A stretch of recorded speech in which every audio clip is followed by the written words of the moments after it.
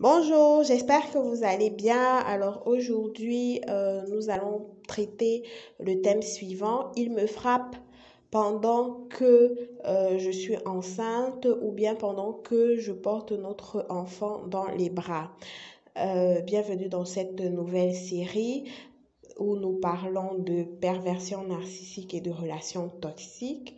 Par cet audio, je me propose de donner un indice irrévocable qui vous montre que vous êtes dans une relation toxique, que vous êtes en relation avec un ou une perverse narcissique.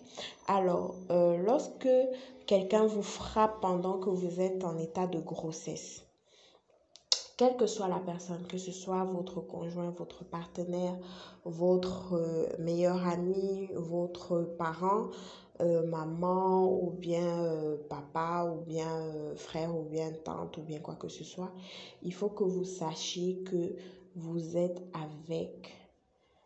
vous êtes en relation avec une personne toxique, une perverse ou un pervers narcissique. Donc ça, c'est un signe irrévocable, que ce soit un de vos parents, que ce soit un membre de votre famille, que ce soit votre époux ou que ce soit une amie ou juste votre partenaire.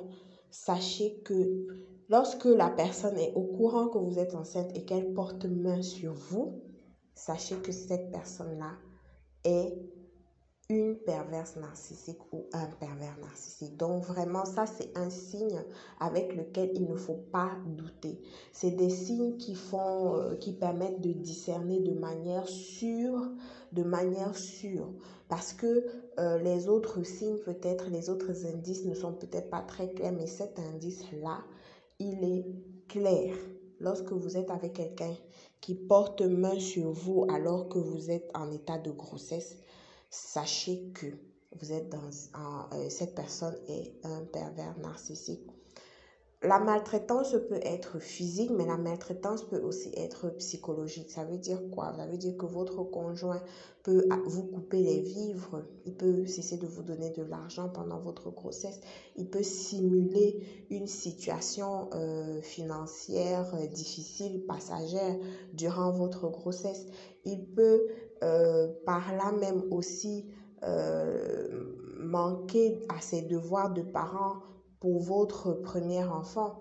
Par exemple, si vous avez déjà un enfant, il va pas bien s'occuper de cet enfant, donc peut-être qu'il ne va pas avoir de l'argent pour bien scolariser l'enfant, ou bien il va prétendre ne pas avoir d'argent pour acheter des vêtements à l'enfant si vous êtes par exemple en hiver ou dans une période où il fait très froid, où il faut acheter peut-être des vêtements lourds à l'enfant.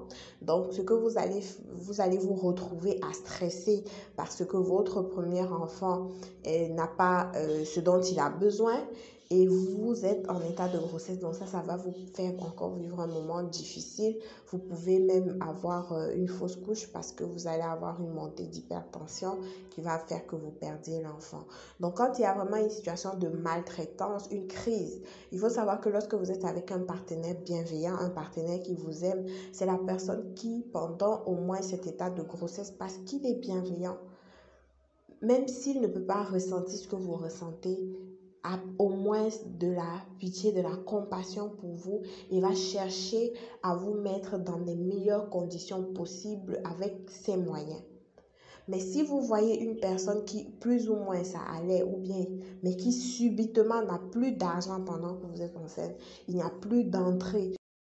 Quand vous menez une grossesse, il n'y a pas d'argent, ça veut dire que vous stressez. Comment est-ce que vous allez faire vos visites médicales? Comment est-ce que vous allez pouvoir vous acheter les soins? Comment est-ce que vous allez payer le gynécologue? Comment est-ce que vous allez financer l'accouchement? Comment est-ce que vous allez financer la layette? Donc, cette personne vous met dans une situation psychologique, émotionnelle très difficile pour vous amener à stresser et à vous sentir mal.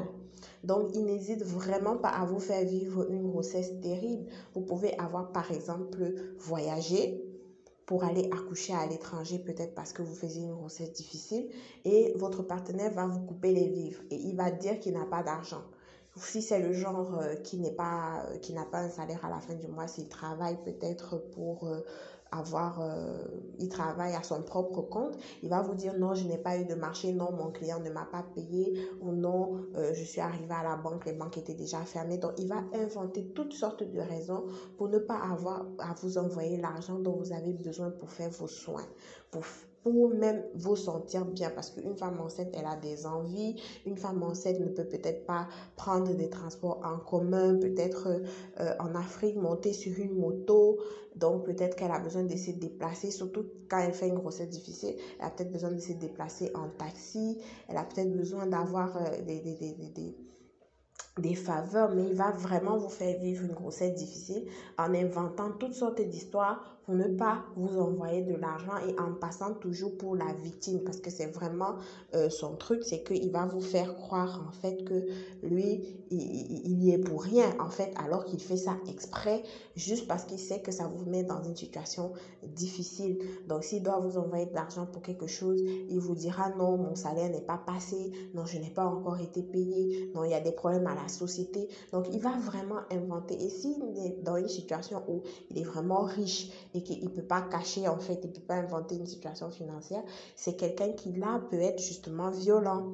Il va justement vous violenter ou bien il va avoir des paroles violentes envers cet enfant. Vous pouvez avoir quelqu'un qui vient, qui vous dit, lorsque vous lui annoncez que vous êtes enceinte, quelques jours après, il va venir vous dire violemment, peut-être avec un ton doux, mais en fait, ce qu'il dit est violent parce qu'il va venir vous dire que lui, moi, je ne veux plus d'enfants. Ou bien, il va venir vous dire que, tu sais, il faut qu'on arrête de faire les enfants parce que moi, j'ai des projets d'avenir et ça va me freiner. Donc, c'est quelqu'un qui n'aura même pas de relation. Il ne va pas établir un lien avec son enfant. Il ne va pas participer même à vos séances chez des gynécologues ou bien vos séances d'accompagnement à l'accouchement en couple. Il ne va pas venir. Il va vous laisser vraiment toute seule à gérer votre stress, que vous soyez dans une première grossesse ou que vous soyez dans une deuxième grossesse ou que vous faites des grossesses difficiles, parce que de toute façon, si vous êtes dans un état émotionnel compliqué, votre grossesse sera difficile. Si vous avez des envies de grossesse, envie de manger quelque chose, il ne va pas les satisfaire.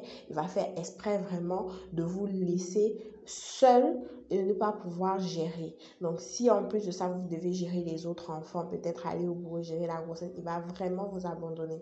Il ne va pas mettre les conditions qu'il faut pour que vous puissiez vivre une grossesse de manière optimale. Donc, c'est vraiment ce que je voulais dire aujourd'hui. Il va être méchant verbalement. Il va vous dire des choses qui font mal. Il va même peut-être inventer des histoires du genre, peut-être si vous ne deviez plus, vous avez une fausse couche avant et que le médecin vous a recommandé de ne plus faire d'enfant, il va vous rappeler ça tout le temps. Oh, le médecin t'avait dit de ne pas faire d'enfant, tu ne devais plus faire d'enfant, tu ne devais plus tomber enceinte. Et puis, il va essayer de vous culpabiliser envers vos enfants, en fait. Il va vous dire que voilà, quand tu fais des grossesses, tu es couché, tu ne peux pas t'occuper de tes autres enfants. Et au lieu, lui, de jouer son rôle de père et d'essayer justement de pallier au manque que vous pouvez, que vous manifestez auprès de vos autres enfants, il va plutôt vous accuser en fait. Et puis, il va vous dire que vous êtes une mauvaise mère en fait. Il va vous accuser, mais il ne va pas chercher, lui, à pallier. Donc, c'est vraiment quelqu'un de malveillant. Alors que quand vous êtes avec un partenaire qui vous aime, il est dans la bienveillance, il complète vos incomplétudes. Il essaye vraiment à ce moment-là, surtout pendant la période de la grossesse, la période de l'accouchement, il essaye vraiment de se projeter beaucoup plus, de s'investir beaucoup plus dans la gestion des choses. Alors que le pervers narcissique, lui, il va vraiment vous être méchant, il va vraiment être, mais alors d'une violence pendant la grossesse. Il faut savoir que le pervers narcissique, lui, il veut votre attention. Il veut être au centre de tout. Et quand il y a un enfant qui arrive, surtout si c'est un troisième enfant, il va avoir l'impression de perdre la vedette et il va détester cet enfant-là. Donc aussi, le deuxième cas, c'est lorsque peut-être vous tenez votre enfant dans les bras et qu'il vous frappe ou qu'elle vous frappe, vous pouvez avoir une amie avec qui vous avez une dispute, une petite brouille, mais qui lève la main sur vous et qui vous frappe pendant que vous avez votre enfant dans les bras. Cette amie fait semblant, soi-disant, d'être votre meilleure amie, mais lorsque cette personne vous frappe qu'elle porte la main sur vous alors que vous tenez votre enfant dans les bras, sachez que c'est une perverse narcissique. Donc, il y a des cas qui se produisent comme ça. Soit c'est votre meilleur ami, soi-disant, qui vous frappe, soit c'est une personne, un membre de votre famille qui vous frappe, soit c'est un membre de votre belle famille qui vous frappe pendant que vous avez un enfant dans les bras, soit c'est votre conjoint, votre partenaire ou votre mari lui-même qui vous frappe avec cet enfant dans les bras. Il faut savoir aussi que lorsque vous êtes en couple avec un pervers narcissique et que les membres de sa famille vous frappent, il faut savoir que en fait, c'est un système qu'il a tissé autour de vous qui fait que ces personnes-là vous traitent comme lui, il vous traite. Et il se sert de sa famille pour vous faire du mal. Donc, j'espère que cet audio a pu vous aider. Si vous écoutez cet audio, ça veut dire que vous avez déjà commencé à vous poser des questions sur la qualité de la relation dans laquelle vous êtes. Peut-être que vous cherchez des solutions pour vous en sortir. Peut-être que vous avez déjà réussi à sortir de cette situation et que vous cherchez les moyens de guérir. Donc, n'hésitez pas à me contacter à l'adresse email renaissance alpha coaching